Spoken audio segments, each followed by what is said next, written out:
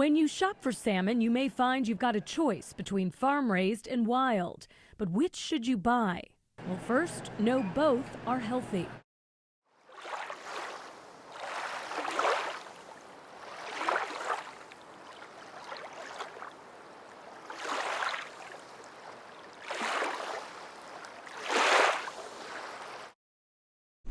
Hello, I'm Jesse Aslam, and I'm here with Patrick Jarbo of Capital Seaboard, and we're going to be talking about the economic impacts of farm-raised salmon compared to wild-caught salmon. How you doing today? I'm doing good. All right. So does Capital Seaboard sell both farm-raised salmon and wild-caught salmon? Yes, we 24/7 will sell the farm-raised salmon.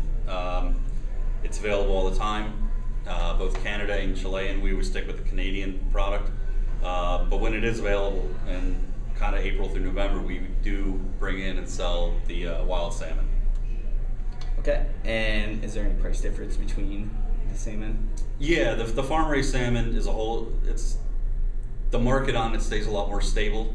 You know, you'll have your ups and downs, but for the most part it stays fairly stable throughout the year. The wild stuff, with being a short 5-6 month availability between a couple different varieties of salmon, that can raise the price up $3-4 a pound, even on whole product, which ends up being a whole lot more per pound on fillets.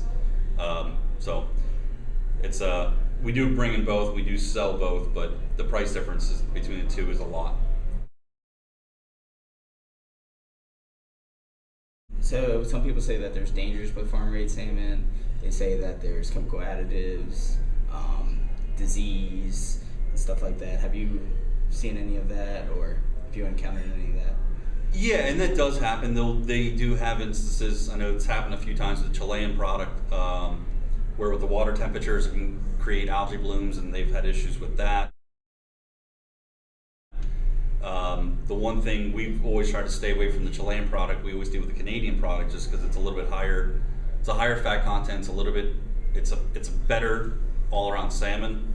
As far as any diseases, it can happen. But the one thing with the farm-raised is, with it being, they can go and they can check the water samples. They can check fish. They can regulate every process from when the fish are hatchlings, or whatever. Maybe that might be the word.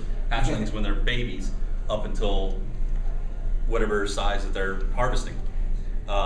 If there are issues, they can combat that with different, antibiotics or different other chemicals to try to, like, going to the doctor and trying to get them fixed up to where they need to be. As far as with the wild, you're at the mercy of Mother Nature, where you don't know how the water is, whether it's too much salt, too little salt, or what. So from fish to fish in the wild, there's going to be, you can get big differences between the two. Do you see any kind of taste differences between wild-caught salmon versus the farm-raised, or I guess there'd be taste differences between all the different kinds of salmon? Yeah, the big thing that you can tell at times with some of the Canadian, and more with some of the wild salmons, one, there's a color difference between especially a couple different types of varieties of the salmon, whether it's the sockeyes, coho, kings, or the farm-raised. Just looking at the Canadian and the Chilean farm-raised, there's a little bit different. The Chilean is a lighter, kind of orangish color. The farm-raised Canadian has more of what everybody thinks salmon color is, more that kind of darker color. As far as flavor and taste, you get more of it's a higher fat content when you get into some of the wild salmon, especially some coming from the colder water. They have a little bit higher fat content to keep the fish, help regulate the body temperature. When you do cook them, you do get a little bit higher fat content, but it's a good fat content, and you definitely get a little more natural fish flavor, I'd say, coming out with that. In order to combat disease and stuff like that, and so it doesn't get out in the ocean, some people suggest that more farm-raised fish hatcheries should be moved on land versus them in the pens in the ocean right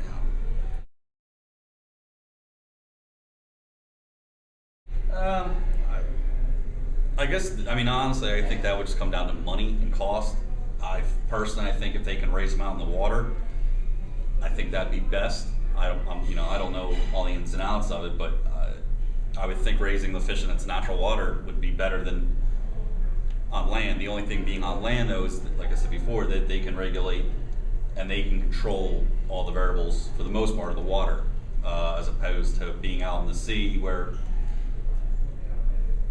you're at the mercy of Mother Nature. You're at the mercy of how the water is or what's going on with it. Do you think that wild-caught salmon and farm-raised salmon are both sustainable industries right now? Yes. Oh, without a doubt. Both of them are. Salmon is one of the most highly regulated seafood there is in the country. I mean, certain times of the year you cannot get wild salmon. If you do catch wild salmon, they're huge fines for some of the boats. Kind of from April to November, you can get different wild salmon. You start out with the kings, then you go into the cohos, then the sockeyes. But when it does come around, a lot of people jump on it. But on the other end of it is, for restaurants, it's consistent. You can get the farm raised year round, so they both have their spot in the industry. Okay. So all in all, right now, you would say both industries are doing well. They're both kind of sustainable. Oh, definitely. So for the wild-caught salmon, would you say, I know that obviously there's been a lot of extinction and stuff like that, but do you feel like the regulations in place right now are kind of helping with that to keep it as sustainable where it's at right now? Do you think it's or you think the populations are increasing at the moment? Salmon's been doing very, very well. I know it's both the farm raised and the wild, especially with the regulations. I know they're kind of doing the same thing with tuna, limiting the amount that boats and the season is only available to catch, as well as the size, and they do the same thing with the wild salmons. I know there's really no way to getting around it. I know there are a few Indian tribes that are kind of grandfathered in where they can still fish for it, and they can kind of do what they want with it. But outside of that, unless it's in season, which they regulate the season with the amount of fish, the amount of weight that they catch, there's no way around it. All right. Well, it looks like that's everything. Thank you very much. Thank you. You have a great day.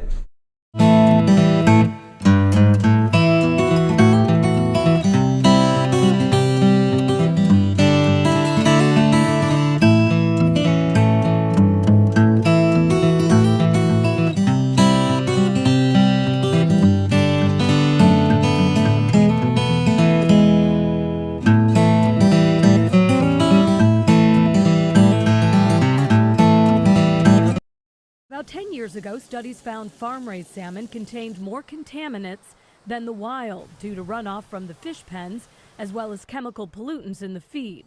But that's not so much the case now. In the past decade, that gap has been closed largely because of improvements in farming technique as well as improvements in the feed that the salmon are given. Water pollution can affect all salmon.